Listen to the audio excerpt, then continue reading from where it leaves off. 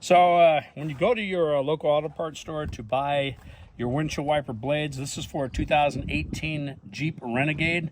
Now you have to get the OE. It has to say OE on it, because if you do not get it with that on there, it will not fit. Now let me show you how to change this out real quick. So on the front side of your wiper blade here, there's a little button.